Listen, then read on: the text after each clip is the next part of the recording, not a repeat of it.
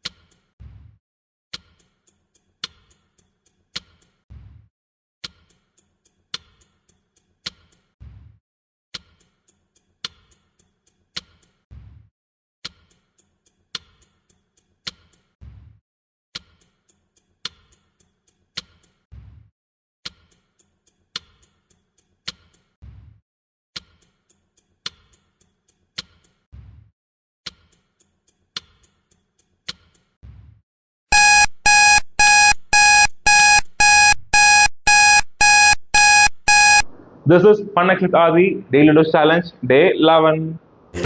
எல்லாம் தெரிஞ்ச எல்லாம் அறிஞ்சாலே இல்லையம்மா.